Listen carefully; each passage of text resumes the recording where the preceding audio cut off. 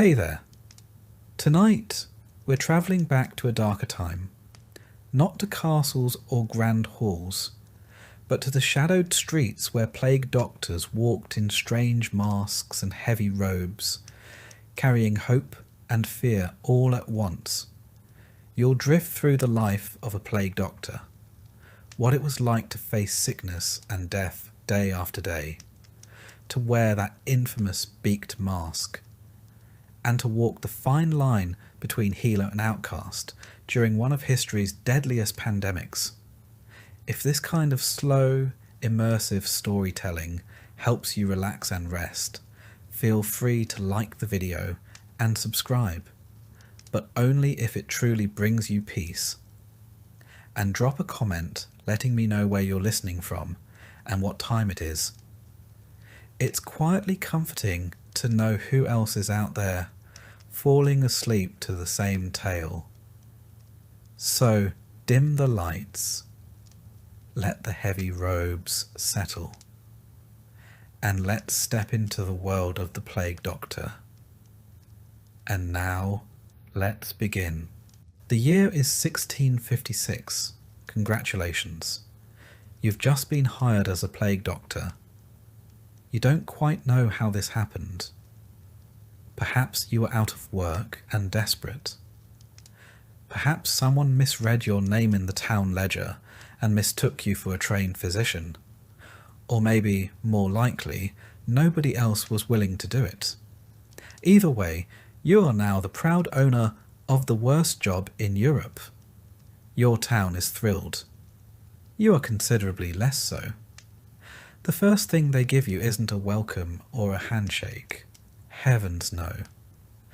They hand you a pouch of coins, paid in advance, because statistically speaking, you're not expected to survive long enough to collect your wages later.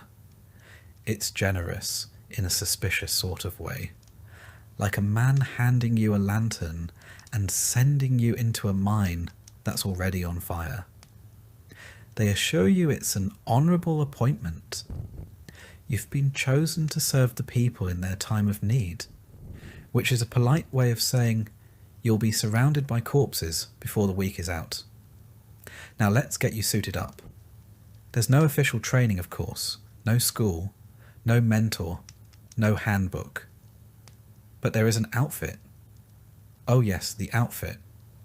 First, you pull on thick leather breeches that smell like a dead cow rolled in vinegar. These are meant to protect you from the bad air. Not that you understand how exactly. Then comes a long oil-soaked cloak, black, heavy, and slick to the touch. This is your outer shell. It repels water and, allegedly, death.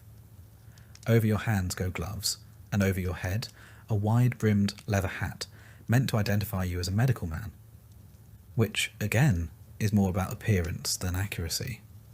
Then, the mask.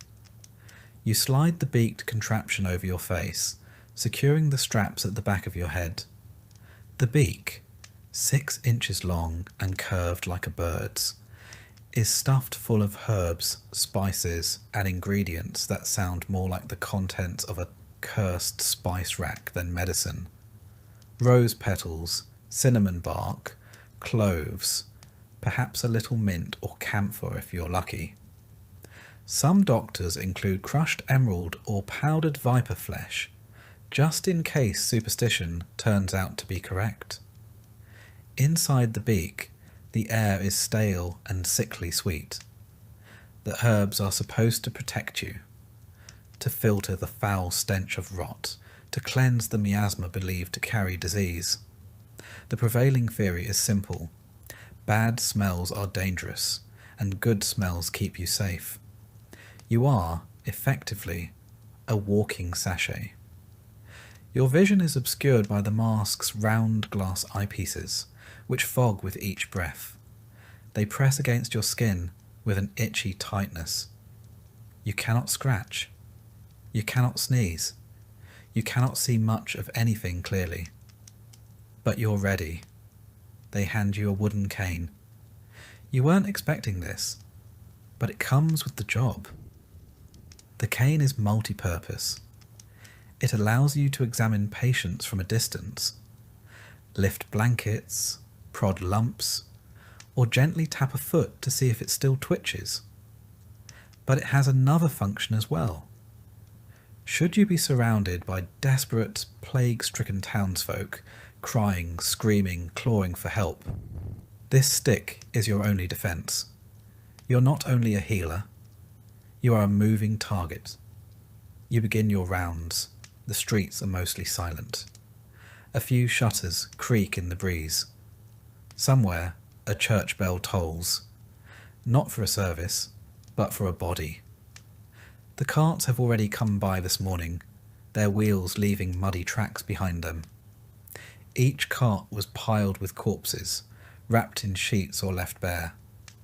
Some looked peaceful, most did not. You arrive at your first home.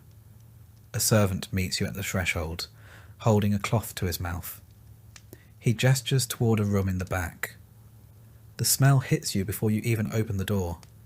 A sickly blend of sweat, vomit, and decay. You steel yourself and enter. The woman lies still on the bed, her skin pale and waxy. A lump bulges beneath her neck, angry and red. A bubo, unmistakable. Her eyes flicker beneath closed lids. She's burning with fever. Her breath comes in shallow gasps. You approach, extend your cane, and gently prod the swelling. It leaks a thin stream of pus. You nod. Not because it helps, but because it's what people expect you to do. Her husband stands nearby, hopeful and hollow-eyed. You don't speak much. You mutter something about the humours being out of balance. You prescribe a poultice of crushed herbs and advise him to burn rosemary in the corners of the room. You suggest keeping a sliced onion nearby to absorb the illness from the air. He thanks you, as if you've offered salvation. You haven't. You record the visit in your notebook. You use initials instead of names. There are too many patients now, and names make it personal. You cannot afford personal. As you leave, you notice a child sitting in the hallway, silent and still. His eyes track you as you pass. He doesn't move. You suspect he's already infected. You don't say anything. What would be the point? You continue down the road, checking homes marked with charcoal crosses. Some doors are barred, others are ajar. A few families are still inside, clutching loved ones who no longer breathe. They ask for help. You give them herbs. You give them words. You give them the illusion of care. At one point, a man rushes toward you from an alley, frantic and coughing. He grabs your arm. You feel the jolt of fear before anything else. You raise your stick, not hard, just enough to make him back away. He stumbles, apologizes, weeping. He says his wife is ill. He says he's scared. You nod and follow. Her bubo has already burst. She will not last the night. You give her a prayer. You give him a list of things to burn. You move on. By afternoon, you've seen a dozen homes. Some people greet you with hope, some with suspicion.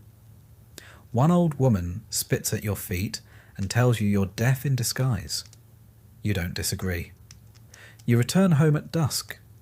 Your quarters are modest. A single room above a shuttered bakery. You enter carefully, removing each layer of clothing with practiced precision. The gloves come off first.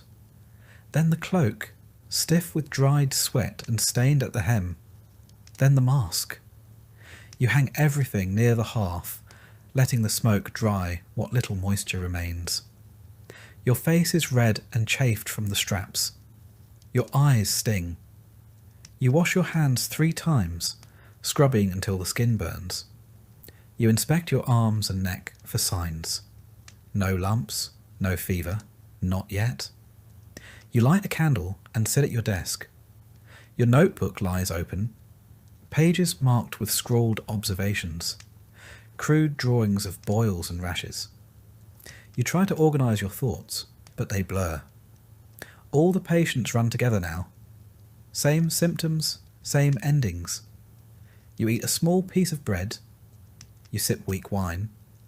You listen to the muffled quiet of a dying city. Outside, the wind picks up. Somewhere a scream echoes, brief, then cut short. You say a prayer, not because you believe it will help, but because it's the only ritual you have left. You think of the woman from earlier.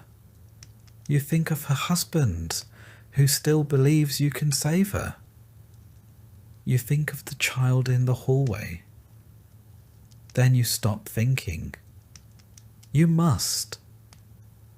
Because tomorrow you'll put on the mask again and go out to face the plague. The dawn light seeps through your shutters, but it brings no comfort. It only illuminates the dust motes dancing in the still air, a silent testament to the fact that life itself has been put on hold. You don your gear in near darkness, the oil-soaked cloak stiff as cured leather, gloves pulled snug over your hands, hat tilted low, and the mask, the very thing you both loathe and rely upon. You settle the beak between your nostrils, inhale the stale bouquet of crushed rose petals, myrrh and vinegar, and step into the morning's hush. Outside, the streets are unrecognisable. Market stalls stand abandoned, their wooden frames half collapsed under the weight of disuse. A broken barrel of apples lies rotting in the gutter, pale worms crawling over its fermenting flesh. The cheerful cries of street vendors have been replaced by the distant tolling of church bells. Once a call to worship, now the sombre yet relentless clock of mortality. Every 12 hours, a new death. Every 12 hours, a new marker in the ledger. You pause beside a boarded-up bakery, where the sweet clamour of fresh bread has been replaced by decay. Rats dart across the cobbles, emboldened by empty streets and overflowing refuse heaps. They don't wait for twilight anymore. They roam in sunshine, scuttling underfoot as you pass. You recall the rumour you heard yesterday. Plague born on fleabacks, riding from rat to human like a secret courier. You almost laugh at the image, but the truth claws in your mind. Even if it's laughable, it might be real. At the corner, a crude red X marks a house. No family dares erase it. It's a warning and a condemnation. You knock once with your cane. A frail voice bids you enter. Inside, the smell hits like a fist. Fermented sweat, sickly sweet breath, and something sour beneath it all. The patient waits in a darkened room. A merchant, you're told, too proud to show his face in a public death pit. He's propped up on a makeshift cot, eyes dull, skin mottled with purple blotches. A bubo swells grotesquely beneath his arm, black at the crown, weeping a thin, oily fluid. You clear your throat. He glances up as if surprised you've come. "Doctor," he croaks. "Is it as I fear?" You study his pulse, rapid, fluttering. You listen to his breath, wet, rattling. You say quietly, "It's the plague. It's not news." He nods, as if bracing for a verdict he already knows. You slip a cloth soaked in rosemary oil to his lips and set a small pot of vinegar near his pillow. "Keep your chamber aired," you advise. "Burn juniper in the corners. Pray if you must." He manages a weak smile. "I shall." You leave him to his fading dignity and step back into the street. The sunlight feels colder than the night. You glance at the red X and move on. Mid-morning finds you at the canal bank, where workers haul bodies into waiting barges. The water laps lazily, ignorant of the human suffering it ferries away. You see a body wrapped in sailcloth, pushed over the edge with a shove. It floats for a moment, face half submerged, eyes staring at the sky. Then it slips beneath the surface, swallowed by the canal's dark mirror. The men say they're grateful for the duty. It's honest work, paid weekly, and one hopes the plague avoids them in return. But you've seen more bargemen dead than alive this month. You move to the next scene, a makeshift quarantine station in the old monastery. Pews have been removed to make room for rows of cots. Smoke from burning rosemary coils up to the vaulted ceiling. Patients lie in shrouds of white linen. Some moan, others stare at the ceiling, counting cracks in the plaster. A young novice tends to them, his hands shaking behind a half-mask of cloth. You exchange a silent greeting, then begin your rounds. First, an elderly widow. Her gaze is bright, unnervingly so. She grips the bars of her cot, foot tapping with nervous energy. "My dear," she says when you kneel, "I keep expecting a knight in shining armour, but you'll have to do." You offer her a pale smile beneath your beaked facade. "I'm all sorts of armour, I'm afraid." She chuckles, and for a moment the horror softens. You prod her bubo lightly with your cane. It's firm, hot to the touch. "Plenty of rest," you tell her, "and drink broth if you can manage." She nods and grips your hand, leather glove and all, as if it were a bard's lute offering comfort in a cruel world. Next, a young labourer, body wasting, breathing in short gasps. His father stands at the foot of the cot, knuckles white, prayer beads sliding between fingers. You offer no words, just a nod. He mouths a silent plea. You write in your ledger. Male, mid-20s, advanced stage. Family present, prognosis terminal. The very act of writing feels like betrayal, recording life as if it were a commodity. You step outside the fumigated halls into a courtyard where children, orphaned or abandoned, wander aimlessly. A girl with tangled hair approaches, holding a wilted flower. She offers it to you. You accept. "Thank you," you say, as if any thanks could matter. She smiles, turns, and joins the others, skipping stones into a stagnant fountain now clouded with rot. The emotional toll claws at you. You've seen grief so raw, it scorches the soul. Parents rocking empty cradles. Siblings begging for a dead brother to wake. You have watched the local apothecary faint at the sight of his first bubo, and the blacksmith curse the plague for stealing his wife. You have borne their questions. Why? How? When? And you have no answers. By midday, you're exhausted. Your legs ache from hours of walking. Your back protests under the weight of your cloak. A cough has begun in your chest. A dry, persistent tickle you ignore. You lean on your cane, head bowed beneath the mask's weight, and take a moment to breathe. You think of all the plagues that came before. Justinian's in the 6th century, which may have killed 10,000 people a day. The Black Death of the 14th century, which claimed a third of Europe's population. And now this relentless third wave in the 17th century, returning like an unwelcome ghost. Each time, humanity adapts, survives, and forgets. That cycle comforts you more than you admit. Rejuvenated only slightly by your own grim reflection, you press on. A cluster of homes by the slaughterhouse block beckons, a place even more foul than the rest. You enter the first, where a man sits among overturned chairs, clutching his bleeding arm. He tried bloodletting himself, he says, attempting to cut away the poison. A bandage covers the wound, already stained. You take his arm, inspect the makeshift tourniquet, and shake your head. You're weakening yourself, you say. Stop. Rest. Let nature run its course. He scowls, but silent exhaustion wins. You apply a fresh poultice, noting the rash creeping up his sleeve. Next door, a mother tenders a hobbling son whose leg is swollen grotesquely. He limps to you, head held high. You clear your throat, he says, "I should be in the fields?" You nod, managing sympathy through your beak. "Soon," you say, "when you're well." His mother's eyes flicker with hope. You don't allow yourself to see how hollow it is. A few doors down, you find a makeshift clinic where local barbers and apothecaries argue over the best remedy, bloodletting versus poultices soaked in mercury.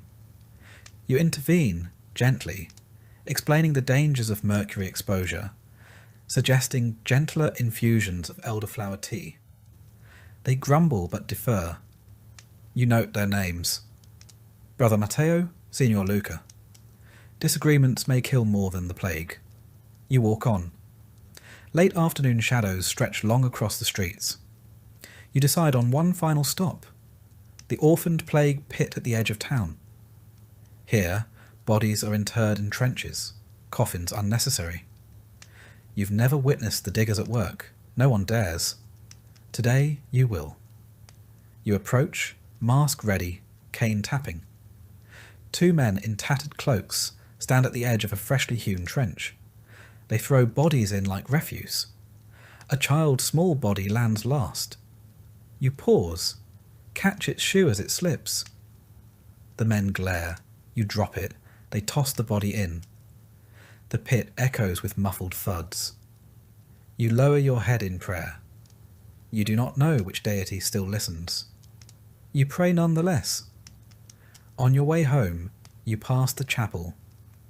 Half its roof collapsed, its walls blackened by smoke from nearby burnings. A discarded prayer book lies open in the dirt, pages fluttering in the breeze. You read an incantation half erased by ash. Deliver us from plague and pestilence. You close it gently, set it on a ledge. Perhaps someone will return for it, perhaps not. Night falls before you reach your lodgings. You enter, remove each piece of gear, hang them to air. The mask peers at you from the hook, as if mocking. You scrub your hands raw, yank the cloak off, and strip. You check your skin for lumps. None yet. Good. You sit at your desk in candlelight and write. Today, visited 18 households. Recorded 32 cases. 5 recoveries unlikely. 27 critical, 11 deceased. Observations. Miasma thicker near slaughterhouse. Rats congregate at canal bank. Children less symptomatic but likely carriers. Remedies. Continued fumigation with juniper. Discourage bloodletting. Next, petition for additional leeches. You close the ledger. You try not to think about tomorrow. How many more will die? How many more questions you cannot answer? You blow out the candle and lie down, robe still on. Your chest aches. You cough twice in the dark. The world is dying. And you in your mask and cloak can only bear witness once more. You sit by the fire, mask resting on the table beside you. It stares up at you with its hollow glass eyes and long, curved beak, a grotesque parody of a bird's skull, painted and waxed and stuffed with pungent herbs. You've worn this thing every day for months now. You've eaten in it, slept beside it, spoken to the dying through it. You can't remember what your own voice sounds like without the echo of that hollow snout warping it. And still, you're not even sure if the thing works. The townspeople fear it, of course. Children cry when they see you. Dogs bark. Even the dying flinch at the sight. You look like death itself. Tall and shapeless, cloaked in black, with a bird's face looming above the stink of pestilence. And maybe that's the point. If nothing else, the mask is honest. It doesn't offer hope. It offers warning. You are not salvation. You are the man who comes when all else has failed. The irony is that this mask, the most iconic symbol of the Plague Doctor, is barely older than your own apprenticeship. People speak of it as if it's ancient, as if every doctor during the Black Death wore one. But the truth is, the bird mask is a recent invention. You're walking through the middle of its debut performance. The older doctors didn't have these. Back in the 14th century, physicians simply tied cloths around their faces or carried pomanders, little metal balls filled with herbs, to sniff when the air got too foul. Theories of disease were based on balance and smell and God's wrath, not bacteria. And it wasn't until men like Charles Delorme, a French court physician of all things, got the bright idea to turn those pomanders into something wearable. He designed this get-up for royal doctors during outbreaks in Paris and Rome. A long overcoat coated in wax, gloves and boots made from Moroccan leather, a hat to show your profession, and the beak. Always the beak.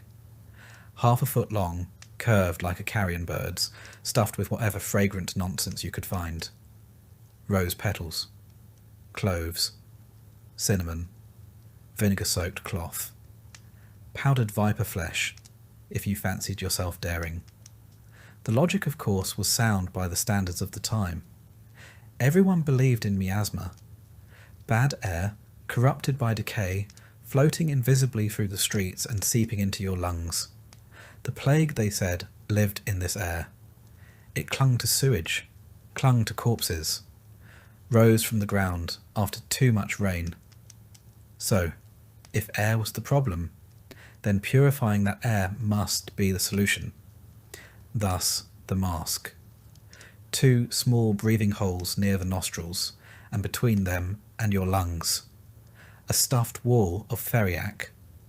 A concoction of more than 50 ingredients blended into a single overpowering perfume. The same mixture, in fact, was sometimes fed to patients. You'd stuff it into your beak and hope it kept the death away. And, in a strange, accidental way, it may have helped. The beak put distance between your face and the patient. The robes, sealed with wax and suet, kept out fleas and bodily fluids. The gloves and stick let you avoid touch.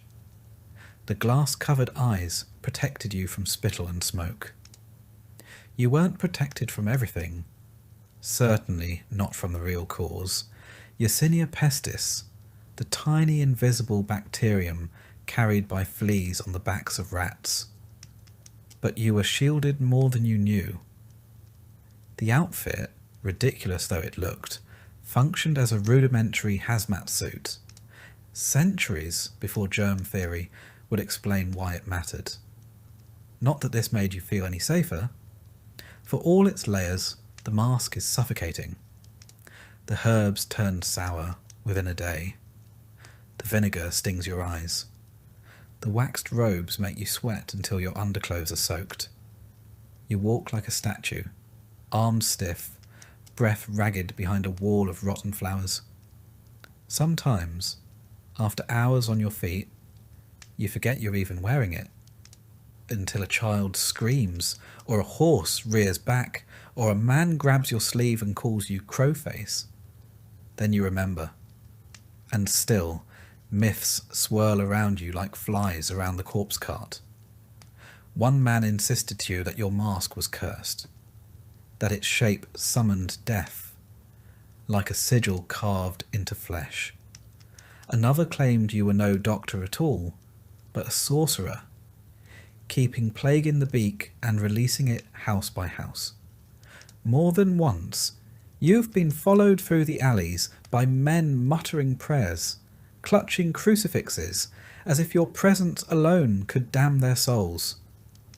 You understand why the mask unsettles them. It has no expression, no human warmth. It is entirely functional. And when you speak, your voice becomes inhuman, hollow, muffled, drifting like a ghost across the gaps between rooms. But what else are you meant to wear? A smile, a wreath of healing herbs and hope. The dying don't need to be comforted with illusion.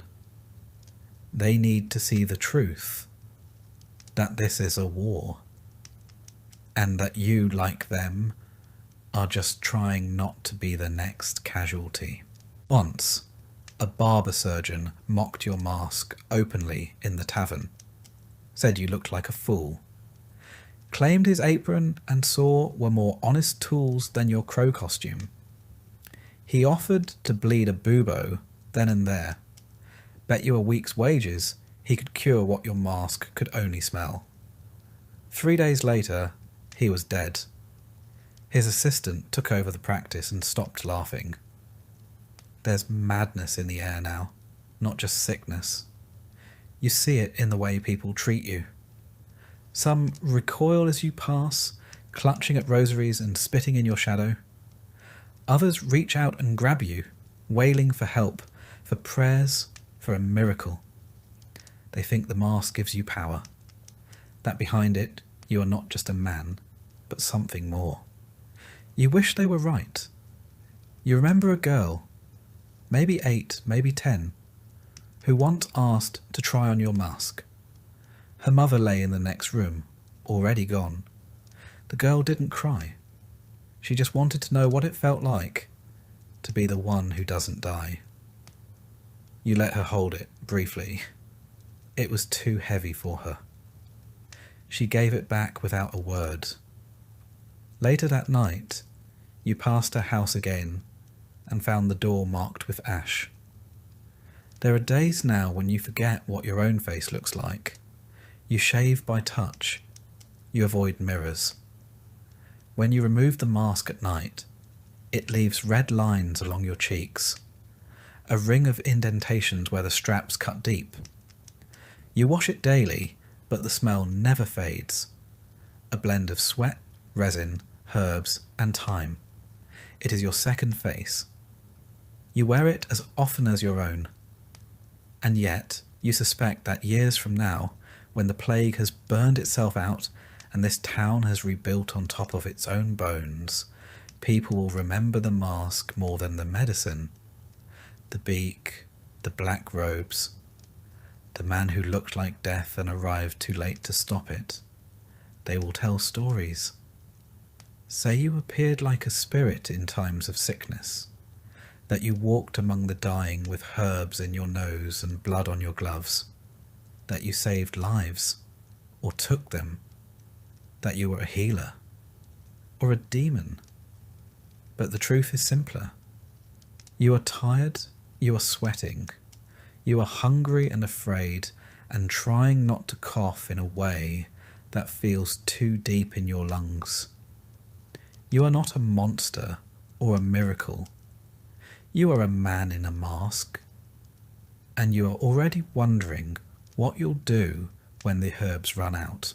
You begin each morning the same way, by opening your medical kit and staring into it like it holds the answers to the universe. It doesn't. It barely holds answers to splinters. Inside is a jumble of instruments, each more questionable than the last. A bronze lancet, slightly bent at the tip. A cloth pouch of dried leeches, some alive, most not. Glass bottles with no labels, just streaks of something that once looked like medicine. A wax-sealed scroll of proven remedies, written in a Latin so mangled even the local priest gave up halfway through reading it aloud. And at the bottom, your favourite, a small wooden spoon, purpose unknown, perhaps symbolic. This is what you're expected to fight the plague with. You take inventory like it matters.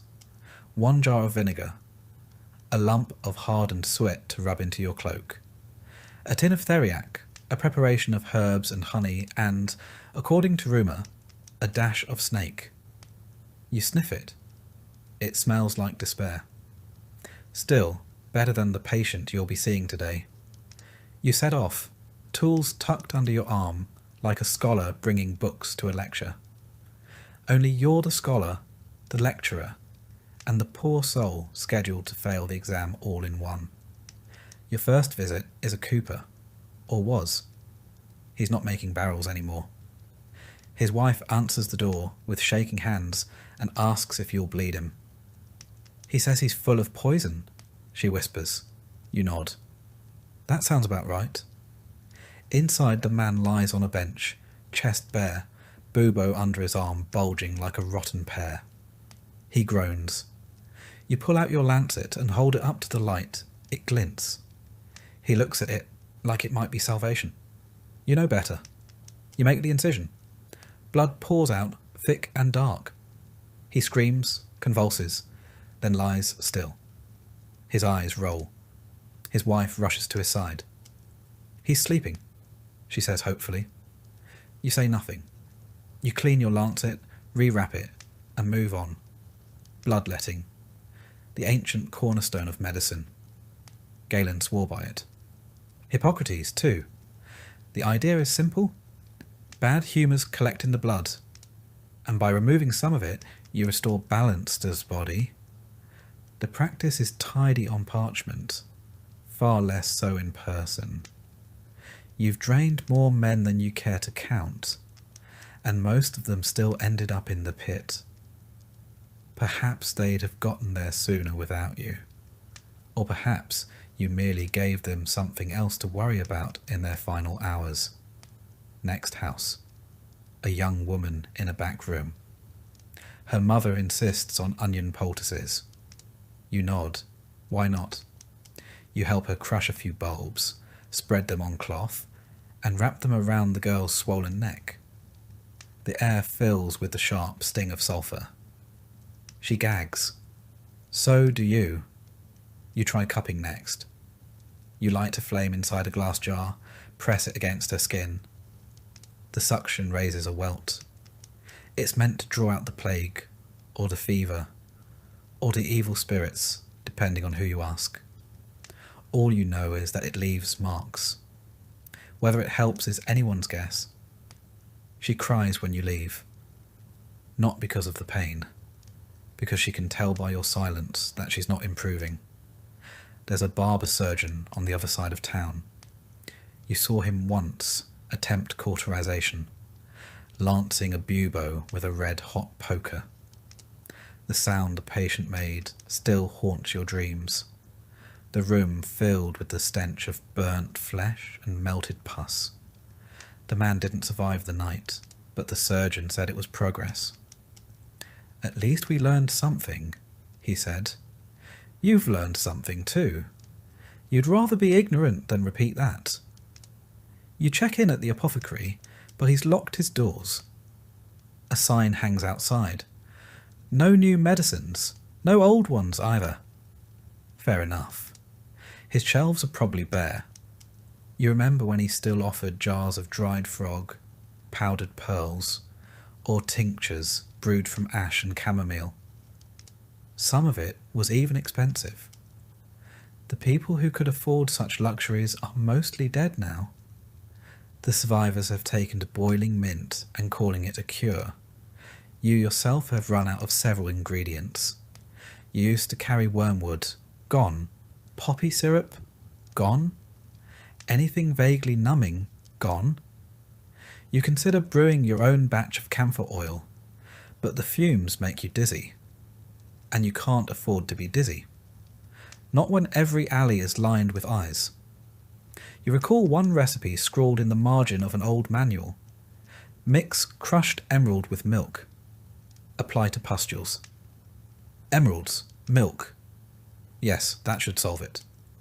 Another recommends rubbing lard and rose petals into the armpits. You tried it once. The patient died smelling fantastic. Your cane taps a rhythm as you walk past a row of shuttered windows. Somewhere behind one of them, a man coughs violently. It doesn't sound like the plague, but it doesn't sound good either. You keep walking. You reach the old granary-turned-pest house. The sick lie on beds of straw, some groaning, some motionless. You kneel beside a boy no older than 12. He's barely breathing. His skin is cold, his lips cracked. His eyes open when you speak, but he doesn't answer. You offer him water, soaked with a few drops of elderflower extract. It trickles from his chin. You pat it dry. He smiles faintly, then closes his eyes. You mark a small X in your ledger. Not for his name. You never got it. Just the location. You stand, bones aching, and move on. In the far corner, a man gestures to you. "Doctor," he says. "My wife." You follow him to a side room. She lies curled in a heap of blankets, her breathing shallow. He asks you if you'll try the leeches. You hesitate. You haven't used them in weeks. They rarely survive long in your pouch. But today, miraculously, one stirs. You place the creature on her wrist. It latches on. The man watches, wide-eyed as it swells with blood. "Is that good?" he asks. You nod. It's doing something. Whether that something is helpful, no one knows. But the sight of it gives him hope, so you let it feed. Back outside, the sun is beginning to dip. The sky turns the colour of old bruises. You rest on a bench and examine your hands. They smell of vinegar, iron, and fear. You remember when you used to write notes on your gloves to keep your mind sharp. Now they're blank. There's no point. Every patient is the same. Every result is predictable. You recall a joke someone told you months ago. The plague doctor's toolkit includes a stick, a knife, and a prayer. You laughed at the time. Now it feels more like an inventory list. You make your way home, but the walk feels longer tonight. The houses blur together. Just wood and stone wrapped around quiet suffering. You try not to look into windows. You don't want to see the eyes watching you, hoping you'll stop. Hoping you'll fix something. When you reach your lodgings, you lay your tools out on the table. One by one. The spoon, the lancet, the empty bottles, the leech jar, still twitching. You line them up like soldiers before battle. Then you sit, you stare. It's all nonsense, every instrument, every concoction, every half-remembered method from half-mad physicians of centuries past. You pretend it helps because pretending is the only thing left between you and despair. But deep down you know, your tools are not meant to heal. They are symbols, props in a tragic play you never auditioned for. They exist so that the dying may believe that someone is trying, that someone still cares enough to do something, even if that something is utterly useless. You write in your journal. Attempted bloodletting, no result. Applied onion poultice, no result. Cupping, mild, blistering. Leeches, inconclusive. Vinegar infusions, psychological effect only. Prognosis for all, poor. You stop. Ink pools beneath your quill. Your hand trembles. You light a candle, not for light, but for warmth. The mask hangs beside you, its empty eyes reflecting the flame. You almost ask it a question. Almost. Instead, you close your eyes and whisper the only diagnosis that has never been wrong. We did all we could. And then, in the quiet that follows, we just don't know what we're doing. The trouble with being a plague doctor isn't just the death. It's what comes after it. Or rather, who comes after it. You are not just the man who arrives when someone falls ill. You are the man who must explain why they never recovered. And people don't like explanations. They like scapegoats.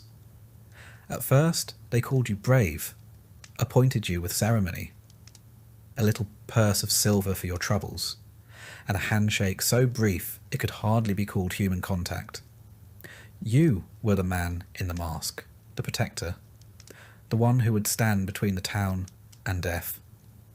But now you're the man who walks into a house and leaves it cursed. The man whose presence means the end is nigh. the black-robed harbinger of failure. You see it in their eyes. They used to plead. Now they glare. The mask that once inspired confidence has become a symbol of doom. They whisper that you bring the plague with you, that your clothes carry it, your cane spreads it, your breath poisons the rooms you enter. They're not entirely wrong. You've lost count of how many infected households you've walked through, how many bodies you've brushed past, how many sick you've examined with trembling hands, pretending that the oil on your gloves is enough to stop what's coming. If disease lingers in the air or clings to fabric, then yes, perhaps you do carry death on your shoulders like a shawl. But the truth doesn't matter anymore. What matters is that someone must be blamed, and the dead cannot answer. So the masked man must. It begins subtly. The baker refuses to open his door when you pass. The innkeeper who once offered you warm broth now averts his gaze. A priest fails to mention your name in prayers for the healers. Small things. Then the accusations come. A grieving widow screams at you in the street, says her husband was healthy until your visit. A child throws a stone. A man in the square claims he saw you spit into a well. You try to explain that you've done nothing wrong, that you've followed the advice of the ancients, burned the right herbs, carried out the prescribed rituals. But your voice is filtered through a beak, muffled and distant. No one hears.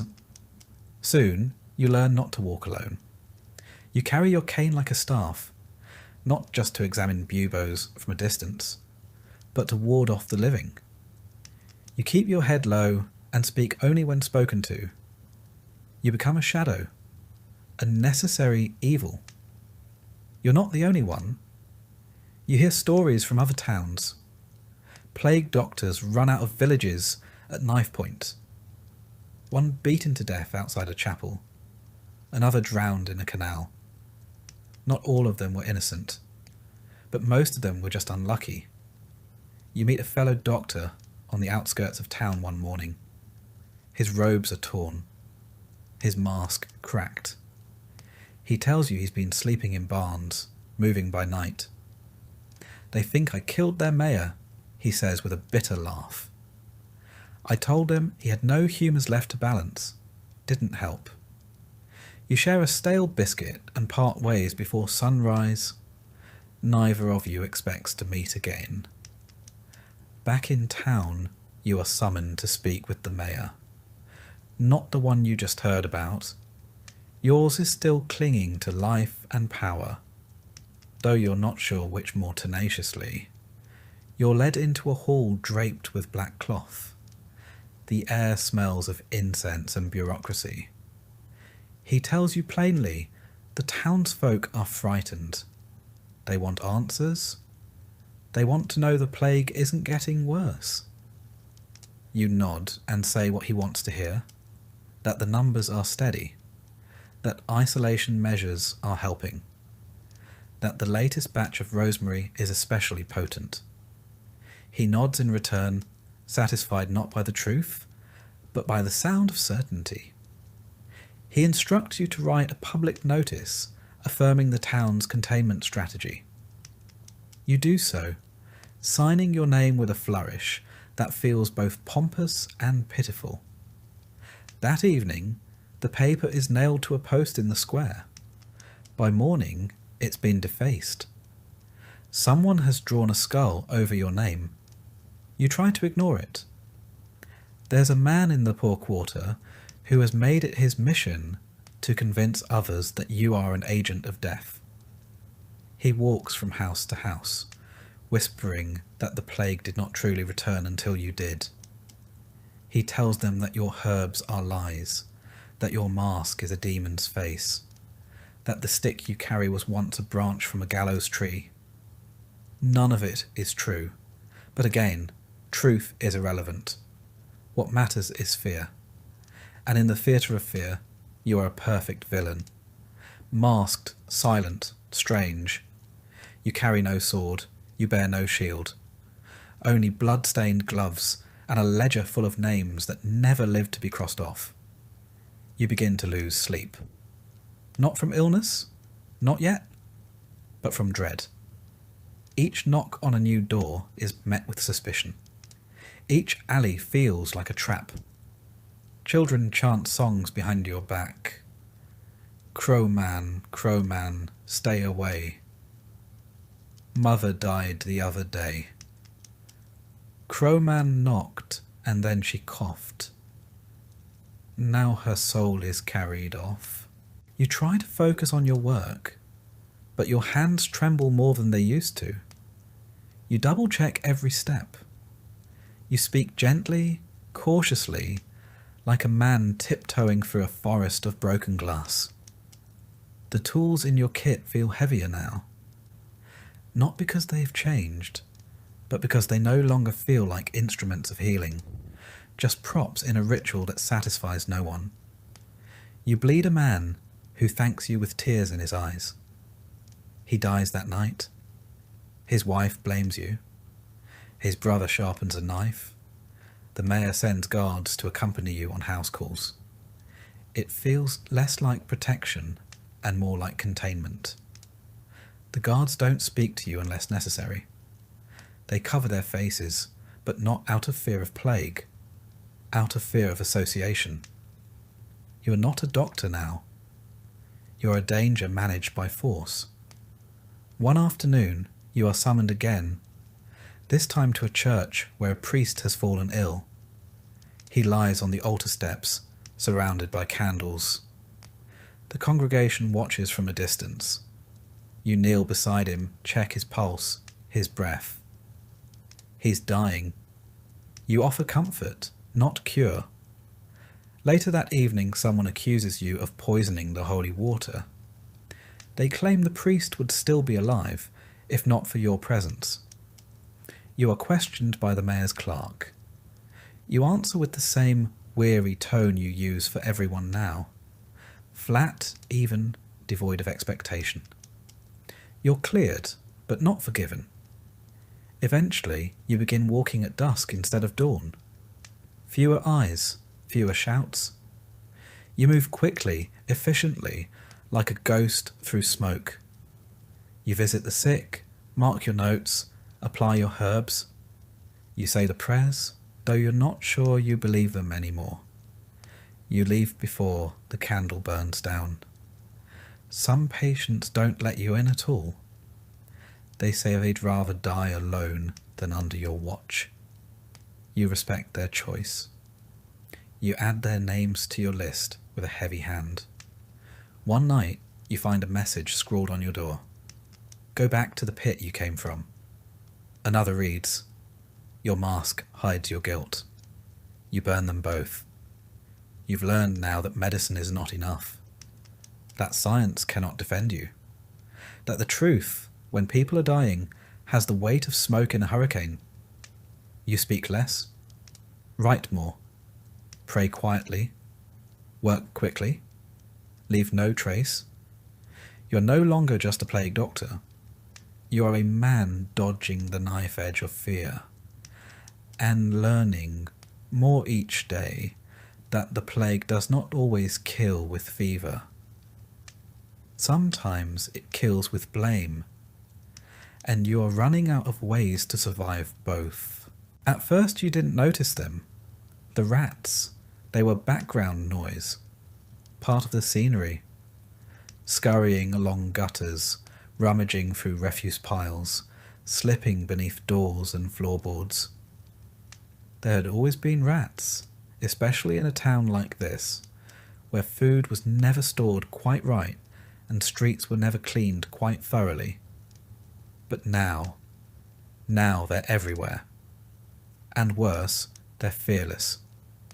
You step outside one morning and see one sitting on your doorstep, grooming itself.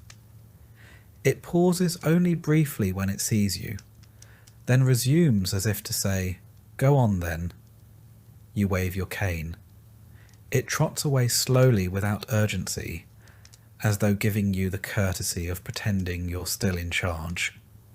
The rats do not fear the living, and they do not respect the dead. You've seen them climbing plague carts, nosing at limbs protruding from hastily wrapped shrouds. You've seen them squirm beneath the boards of the churchyard fence, gnawing at soil freshly turned. Once, you watched one drag a piece of something, flesh, likely, from a pile of rags behind the apothecary. You told yourself it was a scrap of cloth. You didn't believe it.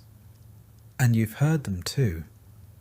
In the silence of a late-night visit, when the household has stopped pleading and the patient is gone, there is always the sound of scurrying. In the walls. In the rafters. Sometimes under the very floorboards you're kneeling on, the rats are waiting, always waiting. Of course, no one blames the rats, not officially. The clergy blames sin. The mayor blames travellers and bad harvests. The barber surgeons blame the stars or the season. And the common folk?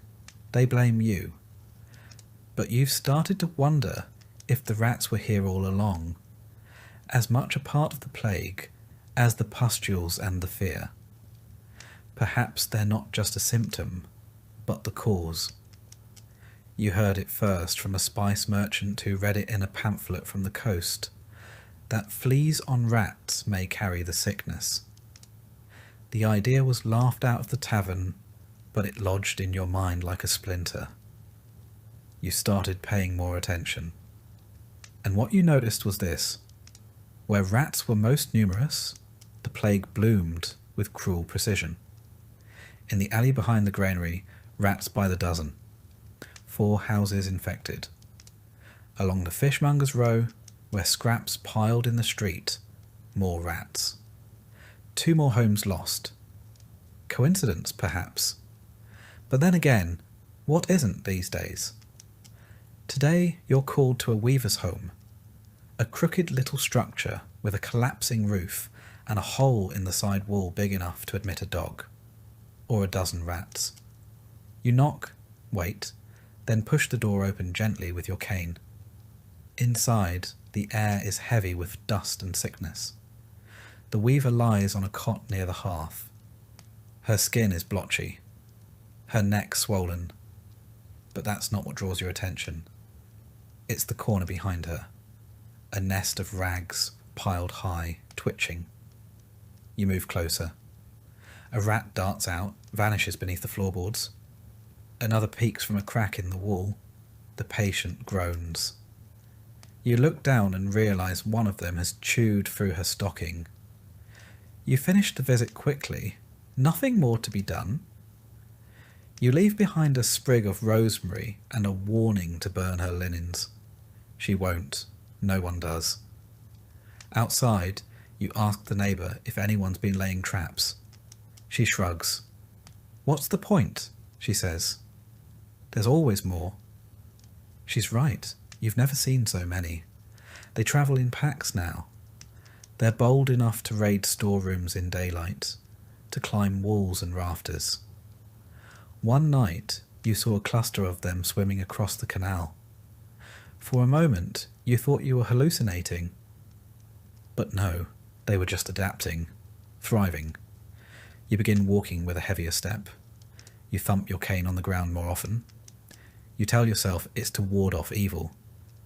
Really, it's to startle the rats. The town sanitation is, in a word, medieval. Waste is dumped into the street. Food is stored in damp cellars.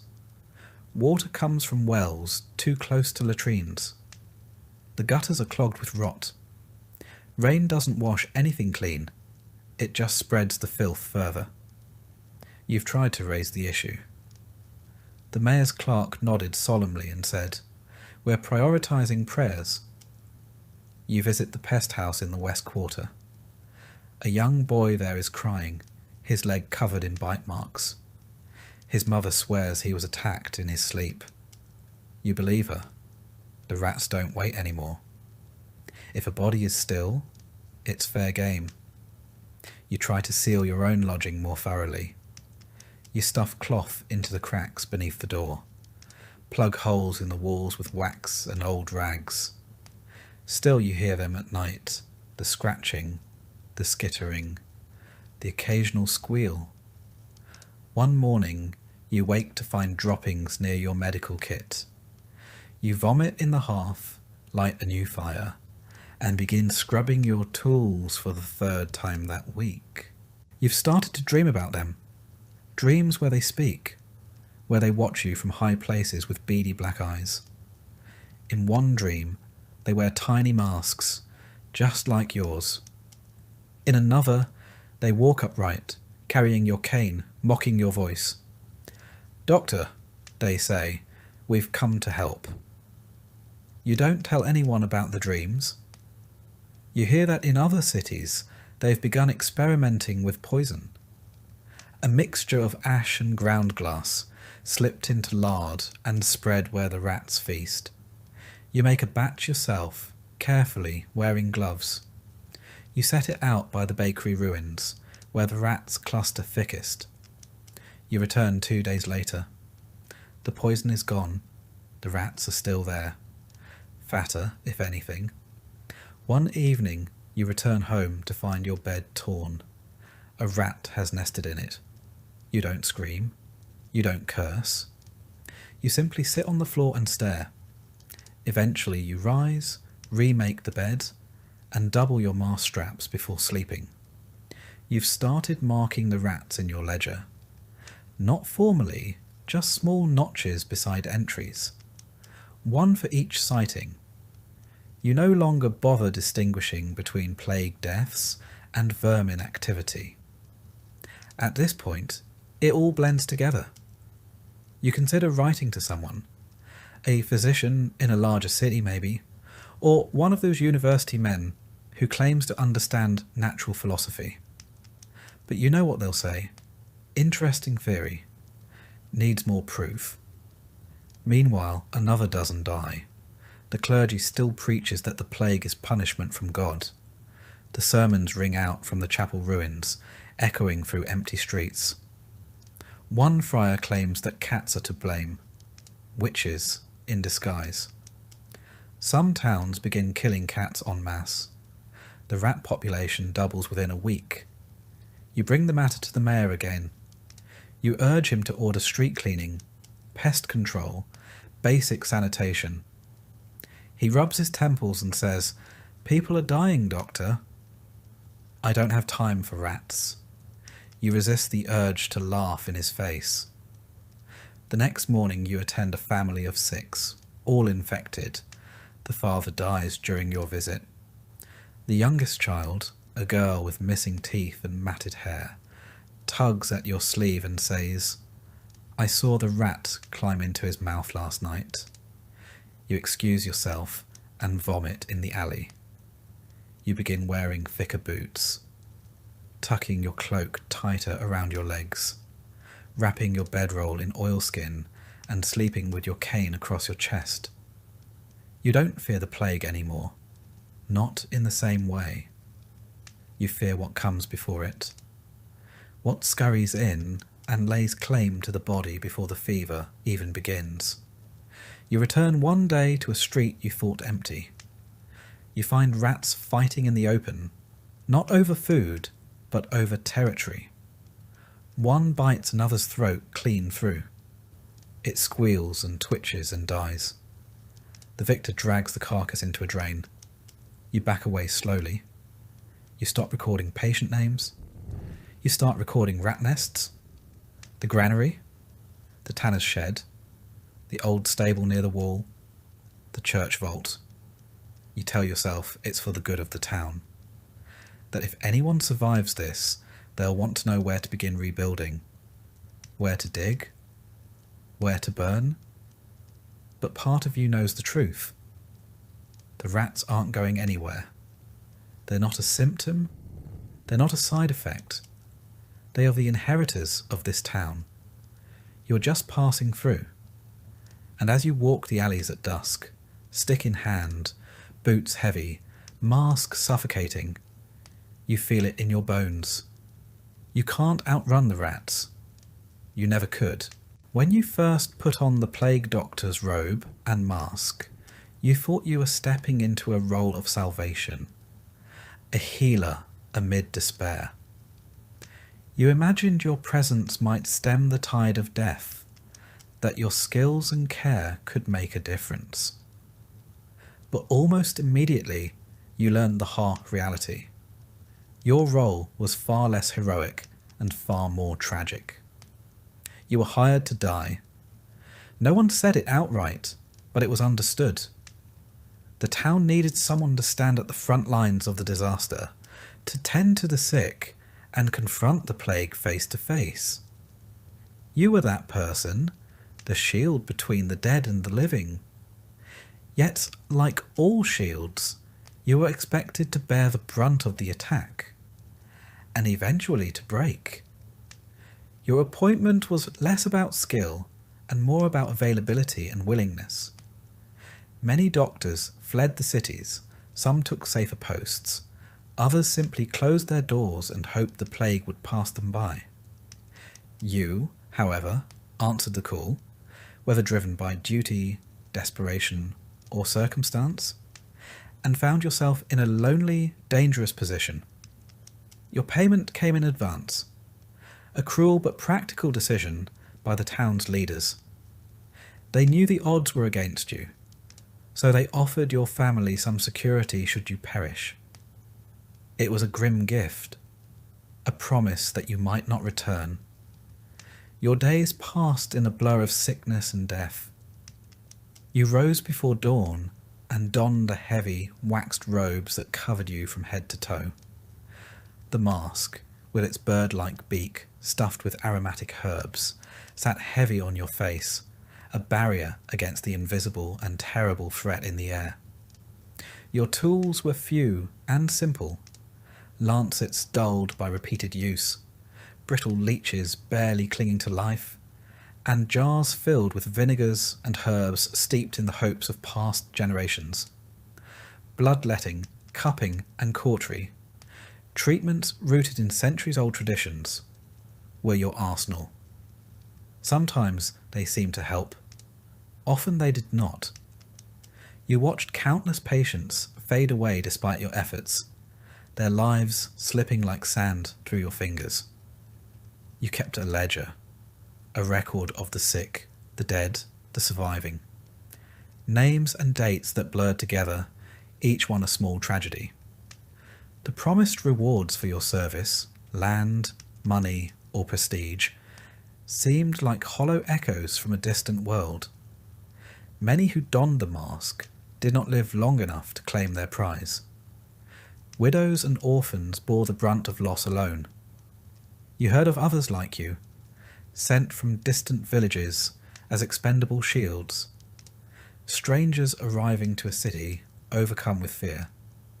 Many died alone in shadowed rooms, their stories lost to the dust. Those who tried to flee were hunted and punished. The plague spared no one, and neither did the city. Politics added poison to the already heavy air. Aligning with the mayor or clergy might grant you temporary safety. Alienating either could spell exile or worse. Clergy watched you suspiciously, knowing your presence was a reminder of mortality itself. Townsfolk whispered curses behind their hands, avoided your gaze, and children fled your path in terror. Fear turned neighbours into enemies, and you became both symbol and scapegoat. Violence was a constant threat. One night, a mob nearly surrounded you, stones flying and voices shrieking accusations. Guards rescued you, but their eyes held no warmth, only reluctant duty. You became a man apart, cloaked in black robes and a mask that hid your humanity. You were a living exile in your own city. Yet, in rare moments of solitude, you dreamed of a world beyond the plague, a world where masks could be removed without fear, fresh air breathed freely, laughter replaced screams. But dawn always brought the stark light of another day's tally of sickness and death. Your own body began to betray you. Nights were broken by coughing fits, days by exhaustion so deep it nearly overwhelmed you. You told yourself it was fatigue, but deep inside you feared the slow poison of the plague. The mayor summoned you often, demanding report and hope. You offered what little you could, balancing truth and necessity to prevent mass panic. You enforced quarantines, watching families torn apart as loved ones were isolated in cold pest houses. Many never returned. You questioned the morality, but spoke only in silence. You watched colleagues fall to sickness and despair, their bodies wasting and spirits breaking. You clung to your journal as a refuge in the chaos, recording symptoms, treatments, and occasional glimmers of success. Despite the odds, you returned each day, not from hope, but out of duty.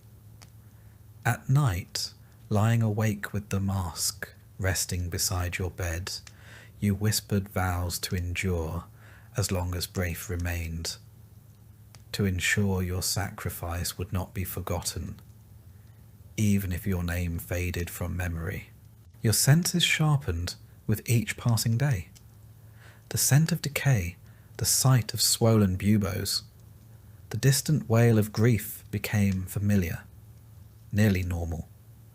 You learned to walk the fine line between compassion and self-preservation, between caring and despair. Every step you took was a gamble, every patient a potential final encounter. You started noticing small things. The flicker of candlelight behind shuttered windows, the hushed prayers whispered in empty streets, the way rats seemed to grow bolder by the day, scurrying freely beneath piles of refuse and even over bodies left unattended.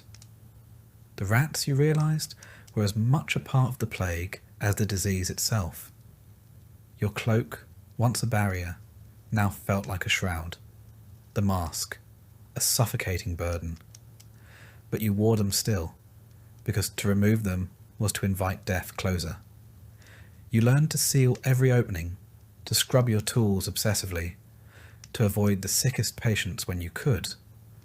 Still, plague found its way through cracks and pores into flesh and bone. There were moments of bleak humour, a dark laughter born from desperation. You joked with a colleague about how the plague was the town's most effective tax collector, never missing a payment.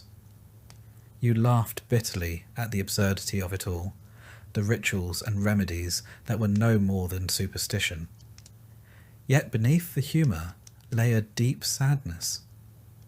You had lost friends, neighbours, perhaps even family to the same fate you faced daily. The city's life seemed to drain away, replaced by silence and sorrow.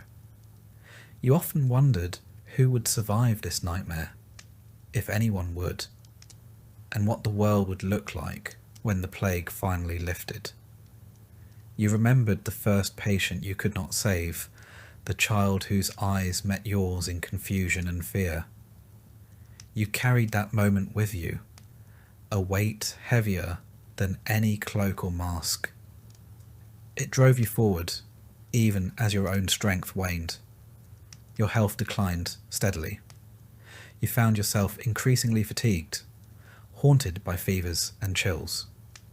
You wondered if you were already infected, but fear alone was not a reason to stop. There were still those who needed care and duties that no one else would fulfill. The nights grew longer and darker, and your dreams were plagued by shadows. You dreamed of rats wearing your mask, of the dead rising, of being trapped in a world where the air itself was poison. You did not share these dreams.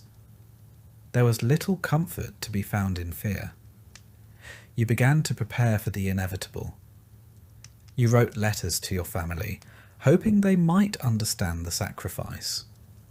You made peace with the idea that your name might be lost to history, your story untold. Yet you clung stubbornly to your duty, knowing that your stand bought time for others. In your final weeks, you move slower, your steps heavier, yet your resolve remained strong. You continued to visit the sick, to comfort the dying, to carry bodies away. You were the last barrier, the thin line between the plague and the living. And when your time came, as it surely would, you accepted it not with fear, but with a grim sense of purpose. You had served your role. You had faced the darkness. You had endured as long as you could. You were hired to die. Your life was the price paid for a city's fleeting chance to survive, and in that sacrifice lay a sombre dignity few could understand. The days grow darker, and the air heavier with the smell of smoke and sorrow. You find yourself no longer just a healer or a witness, but the grim conductor of death's procession.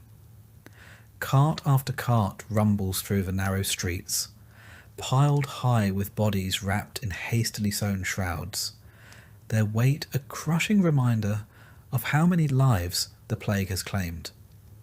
Your hands, once steady with medicine and compassion, are now calloused and raw from hauling corpses onto the carts, from dragging them from homes where the living no longer remain.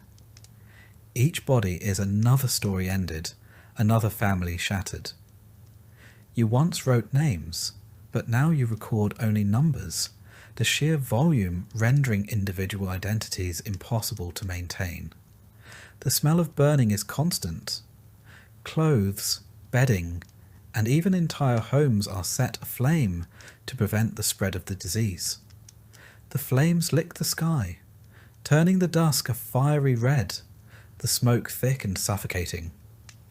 You often pause by the pyres, watching as the dead are consumed, the crackling fire a grim lullaby for the city. Numbness settles in your heart. You stop feeling fear or sorrow in the way you once did. The dead do not frighten you anymore. It is the silence of the living that chills you.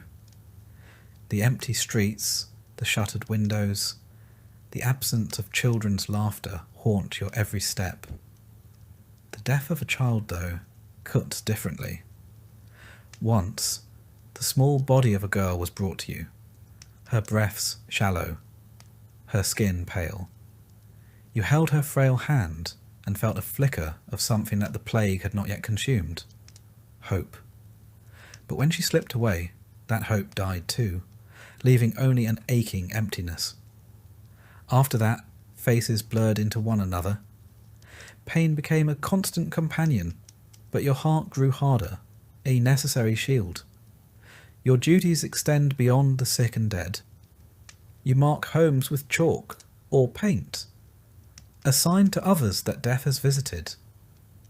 These marks are warnings, barriers against the living entering spaces saturated with contagion.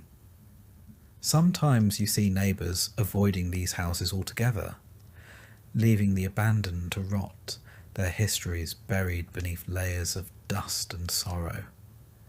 At times, the sound of the funeral carts is the only noise in the city. Their wheels groan under the weight, their paths winding endlessly toward the outskirts, where graves are dug in hastily prepared pits. There is no ceremony, no prayer said by the mourners. Only the cold efficiency of survival dictates the pace. Your own exhaustion grows heavier with each passing day. The physical toll of moving bodies and setting fires is compounded by the mental burden of witnessing relentless death. Sleep becomes a distant memory, and nightmares invade the rare moments of rest you manage to snatch. You dream of flames consuming not just the dead, but the living as well. Despite the horror, life stubbornly clings to the edges of the city. You see birds cautiously returning to the rooftops and stray cats weaving through alleys. Sometimes a lone child slips out to watch the fires, her eyes wide with a mixture of fear and fascination. These small signs remind you that the world beyond the plague persists, a fragile hope amid devastation. You find yourself reflecting on the ritual of burial, on how death once meant community, remembrance and respect. Now it is hurried and anonymous, dictated by necessity rather than reverence. The quiet graves on the city's edge are filled with nameless bodies, a testament to lives erased without ceremony. The scent of smoke, ash and decay fills your senses constantly. It clings to your clothes, your skin, your breath. You wash as often as you can, but the smell lingers, a reminder that death follows you everywhere. Even when you close your eyes, the image of burning pyres is seared into your mind. At night, the city is eerily silent except for the crackle of distant flames and the occasional wail of grief carried on the wind. You lie awake, listening to the sounds that mark the end of another day. The last breath taken, the final flicker of a candle, the slow extinguishing of life. You wonder how many more days like this you can endure, how many more bodies you will carry, how many more fires you will light. The weight of it presses on your soul, but you have no choice but to continue. The city needs you, even if it cannot say so. One evening, you watch as a young boy is brought to the pest house, his small body covered in sores and bruises. His mother follows silently, tears streaming down her face. You place your hand on the boy's fevered brow and promise him comfort, though you know well the chances are slim.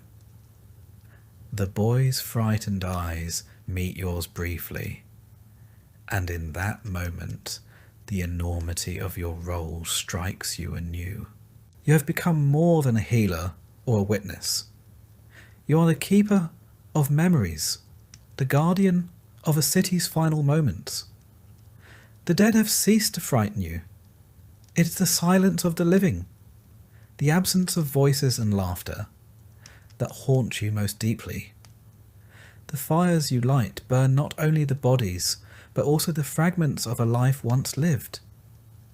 You think of the families now broken, the homes abandoned, the futures erased. The weight of sorrow is almost unbearable, yet you carry it silently, determined to serve until your strength fails. Each day blends into the next. The smell of smoke and ash is a constant companion, mingling with the metallic tang of blood and the sickly sweet scent of decay. You breathe it all in, a bitter perfume that clings to your very being. You find small moments of grace in the midst of the devastation. A brief smile from a survivor, a flower blooming defiantly in a cracked stone wall, a bird's song breaking the silence. These fleeting glimpses remind you that life persists, even in the darkest times. Yet the burden of your task never lightens. You continue to cart the dead, to mark the homes, to tend to the few who remain. Your hands grow rough, your heart heavy. The city around you changes, its pulse slowing, its breath growing shallow. You wonder how many more fires you will set, how many more tears you will witness. The plague is relentless, and so is your duty. You are the unseen flame in the night, burning away the past to make way for a future you may never see. Your nights are restless, filled with dreams of flames and shadows. Sometimes you dream of the faces of those you could not save, their eyes accusing and sad. You wake with a start, heart pounding, the memory lingering like smoke in the air. Despite the exhaustion and sorrow, you press on. There is no choice. The city needs you to carry this burden, to hold the line until the plague finally passes. You are the quiet force at the city's heart, the last light against the encroaching darkness. One day, as you prepare to leave the pest house, A woman approaches, her eyes red from tears. She clutches a small bundle, a child barely alive. She begs you to do what you can. You nod, your hand steady despite the weariness. You take the child into your care, knowing the odds but refusing to surrender hope. You become the bearer of grief and the bearer of fragile hope. Your days are spent in the shadow of death, but your heart clings to the possibility of life. You are the city's silent sentinel, standing watch over its last breaths. The fires you light are both destruction and cleansing. They burn away the plague's physical toll and the sorrow that threatens to consume the living. In their glow, you see the city's pain and resilience intertwined. As the smoke rises into the night sky, you find yourself thinking of the future. A future where the streets will once again bustle with life, where children will play without fear, and where laughter will return. You carry this vision with you, a beacon in the darkness. The plague has taken much, but it has not taken your resolve. You are a witness, a guardian, a healer of souls as much as bodies. You stand firm in the face of despair, carrying the city's sorrow with dignity and strength. With every fire set, every body tended, every home marked, you write a story of endurance and sacrifice. Your role is grim, but it is vital. You are the thread that holds the city's fragile hope together. Though the days are long and the nights longer, you find strength in your duty. You are the keeper of the city's memory, the guardian of its grief, and the harbinger of its eventual healing. The smoke that fills the sky is a reminder of loss and renewal. You watch the flames dance and flicker, knowing that with the end of each fire, a small part of the plague's hold weakens. You carry on, step by heavy step, through the streets marked by death and sorrow. You carry on because the city needs you, even if it cannot say so aloud. In the quiet moments before dawn, you breathe in the cold air, filled with smoke and ash. You close your eyes and imagine a day when the fires no longer burn, when the city wakes from its nightmare. Until then, you stand watch. You carry bodies, light fires, and mark homes. You carry the city's sorrow with silent strength, a guardian in the funeral by firelight. And as the flames flicker and die, you find a strange comfort in their glow, a promise that even in the darkest times there is light. The world of plague doctors was one filled with hardship, but also ridicule.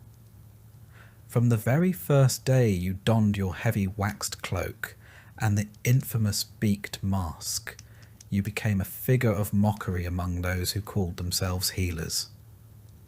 The monks preached from their pulpits that the plague was divine punishment, a scourge sent by God to chastise sinners.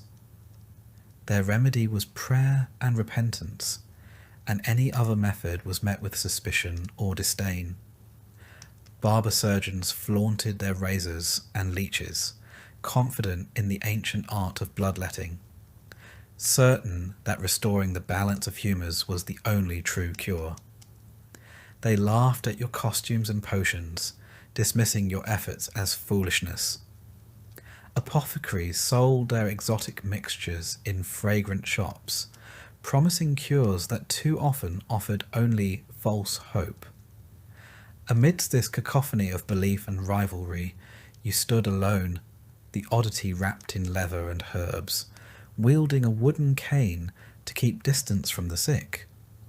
Your mask, stuffed with pungent herbs, was meant to protect you from the bad air, the miasma believed to spread disease.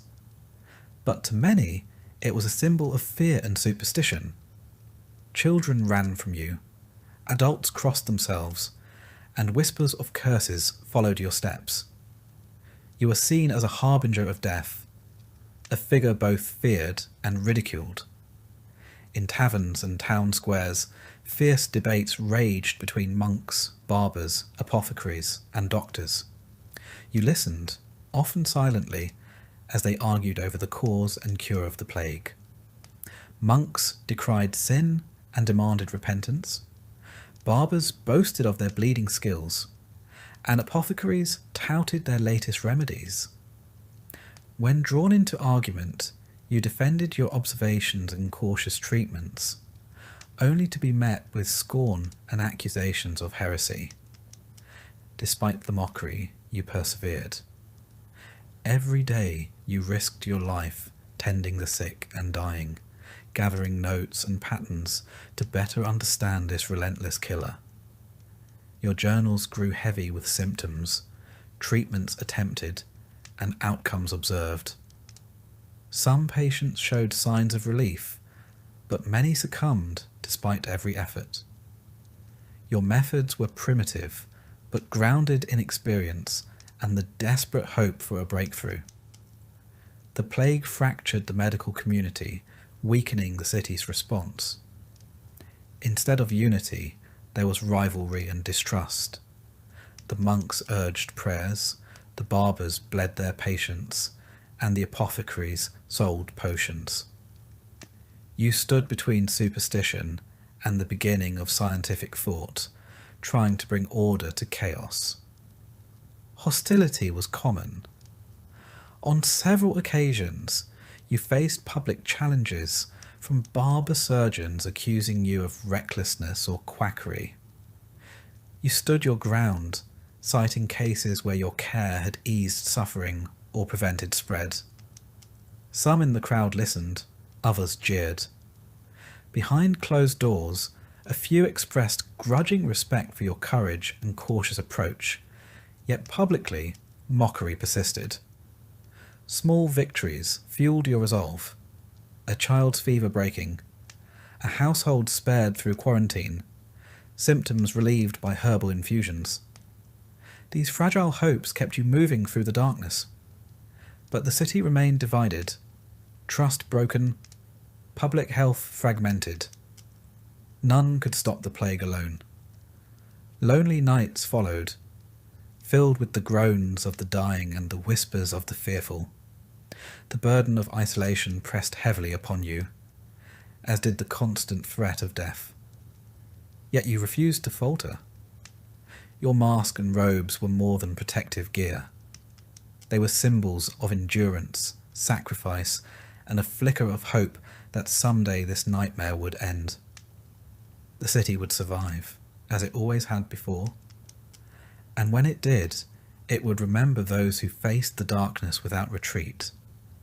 True heroes hidden beneath masks and robes, fighting not only disease but ignorance and fear.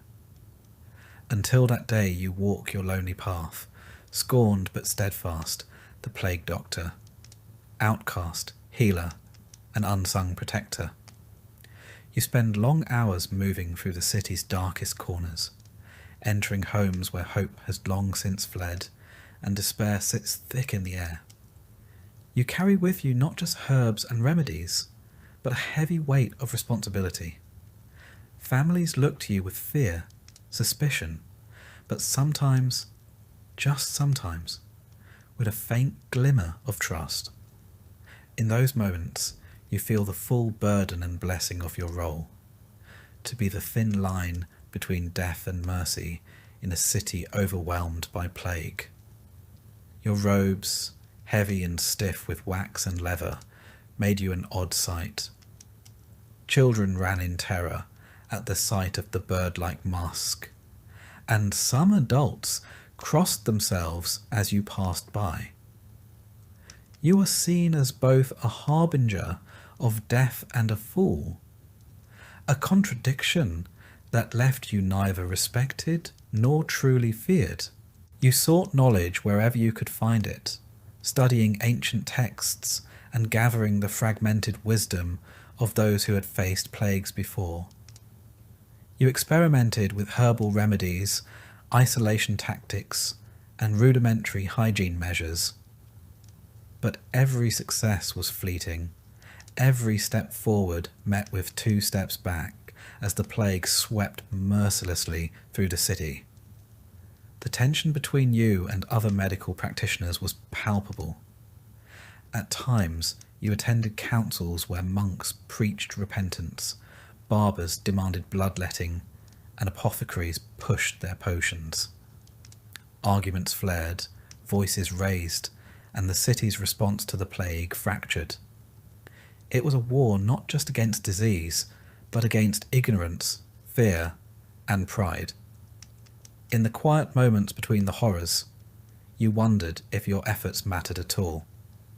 Yet, when a child's fever broke, or a family was spared from infection, those small victories rekindled your resolve. You were a sentinel in a city under siege, a lone figure standing between life and death. And though you were mocked, feared, and misunderstood, you embraced your role with solemn dignity. The plague doctor was more than a costume or a cure. It was a symbol of endurance, sacrifice, and the fragile hope that one day this nightmare would end. The reality of the plague was harsh. Days brought devastation, empty homes, deserted markets, and streets littered with death. The plague doctor was a constant presence amidst this decay, a figure both reviled and relied upon. In some ways, your beaked mask became a talisman, a strange sort of protection not only from disease, but from the despair that threatened to overwhelm the city.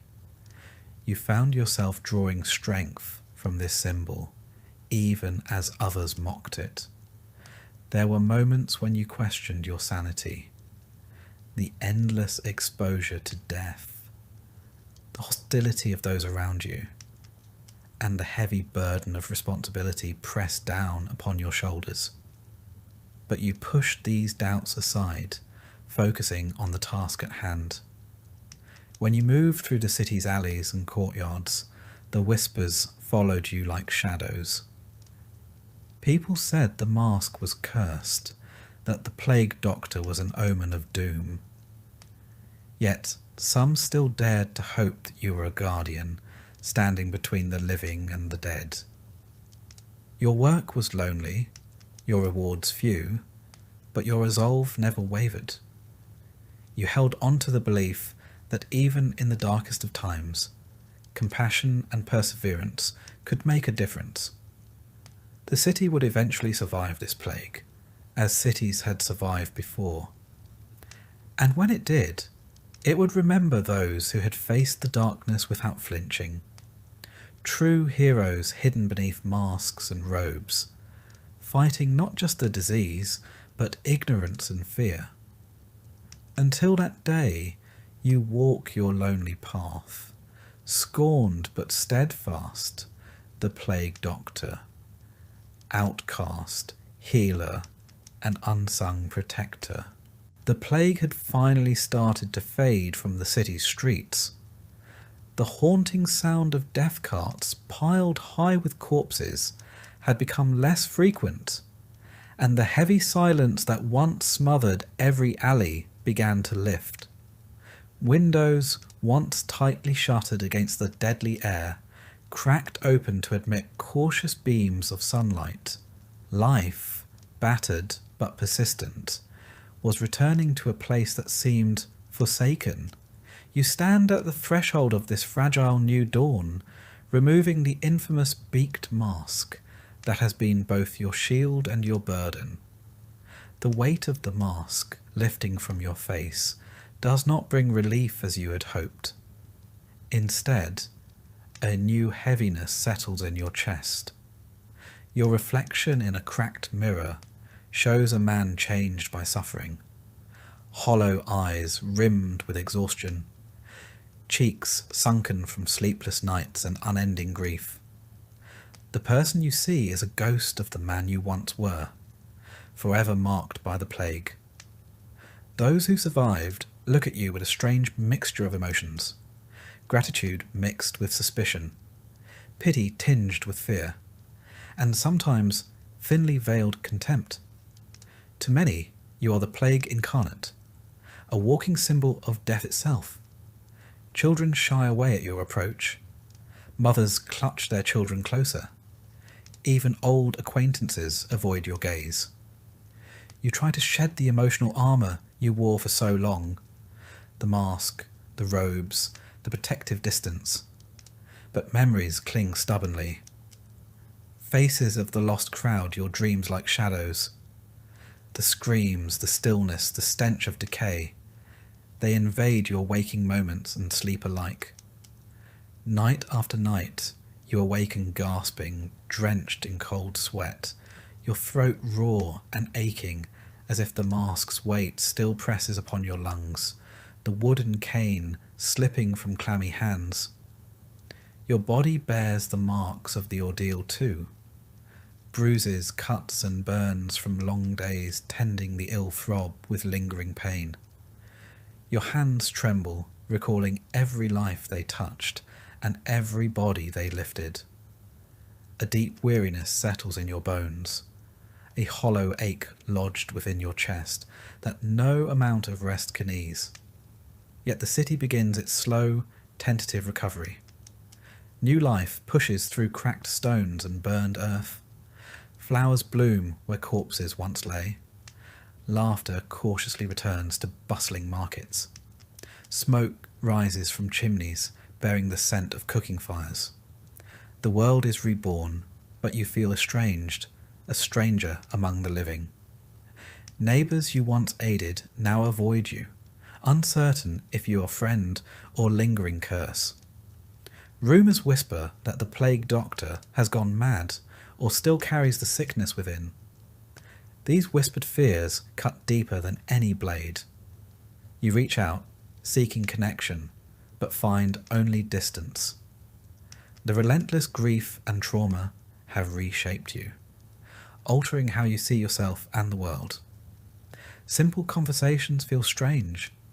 Familiar faces seem unfamiliar.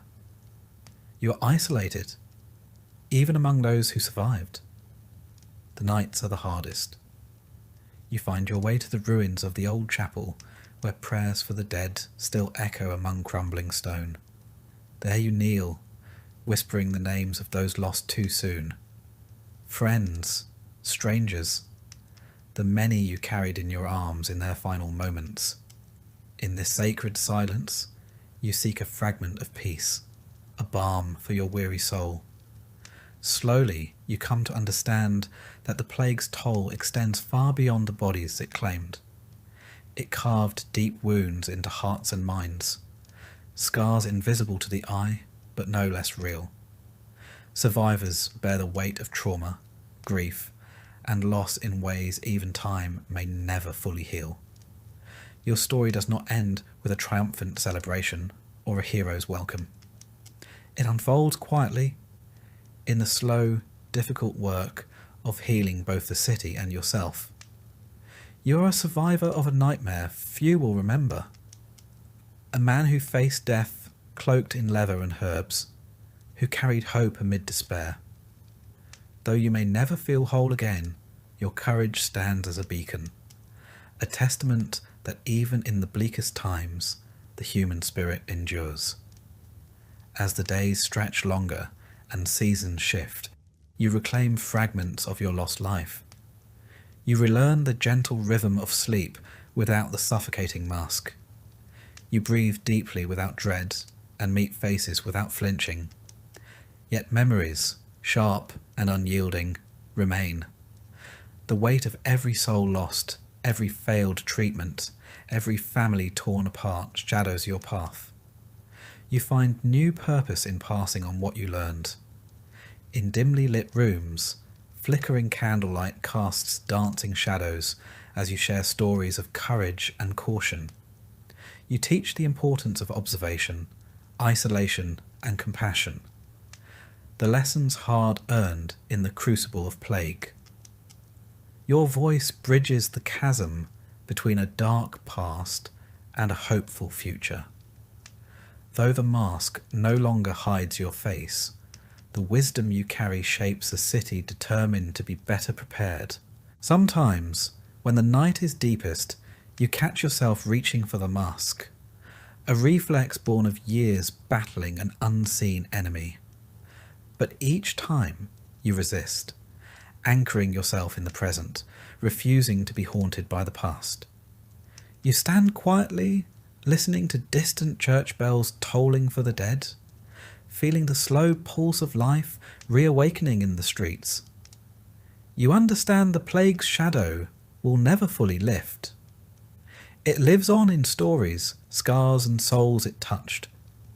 But within that shadow, you find a fragile peace. The city will grow and heal. New generations will dance in fields where silence once reigned. You will walk among them, forever changed, a living testament to survival. Your role as plague doctor may be over, but your story, your sacrifice, and your lessons endure. In time, you hope, the world will be kinder, wiser, and more vigilant. For now, you breathe deeply, unmasked, and face the uncertain dawn. You are survivor, witness, quiet hero, woven into the tapestry of a city reborn. And though you may never feel whole again, your courage burns bright, a light against the darkest night. Days turn into weeks, and the city slowly pulls itself from the jaws of death. The streets, once littered with abandoned belongings and the remnants of hurried burials, begin to clear. You see farmers return to their fields, merchants reopen their shops, and children's laughter tentatively pierce the silence. Yet, amidst this revival, a deep emptiness clings within you. The scars of loss are not visible like wounds. They are etched into the soul, carried in the quiet moments when the world seems still. Each morning you rise with a weariness that no sleep can alleviate. The absence of your mask leaves your skin exposed to the chill of dawn, and you shiver not just from the cold, but from memories that linger like a shadow at the edges of your mind.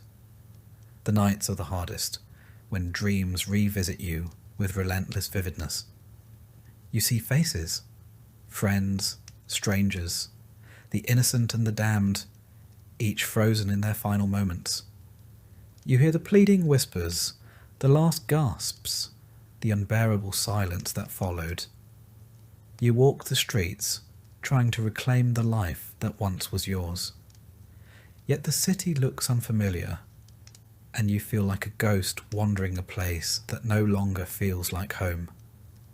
People cross the road to avoid you. Mothers pull their children away when you pass.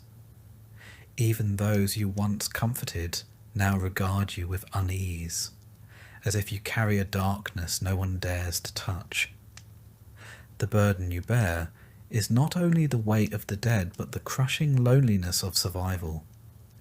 You have lived through horrors that no words can fully capture, and that distance isolates you from others. The companionship you seek is elusive, replaced by a cold silence that presses against your soul. Slowly, you begin to share your story. Not the gruesome details that might terrify, but the lessons learned in the depths of despair. You teach that vigilance and compassion are shields against darkness. You speak of hygiene, isolation, and kindness as weapons stronger than any sword. Your words find reluctant ears. Some listen with hope, others with skepticism, but the seeds of knowledge are planted. In moments of quiet, you find small comforts. A warm fire, the gentle turning of pages in a well-worn book, the aroma of herbs tending to your weary body. These simple acts tether you to the world, reminding you that life, however fragile, endures. The city rebuilds around you. New homes rise from the ashes. Gardens bloom where graves once marked the earth. The clatter of footsteps replaces the silence. Songs return to the air. Yet the memory of the plague lingers, a shadow that shapes the future. You walk these streets, changed and marked, carrying the story of survival. Your role as Plague Doctor may have ended, but your journey continues. You are witness to humanity's resilience and its fragility. Your scars, both seen and unseen, tell a story that must never be forgotten. As dawn breaks over a city rising from ruin, you breathe deeply, unmasked and unbroken, ready to face the uncertain future. The plague has passed, but your courage lights the way forward, a beacon in the lingering darkness.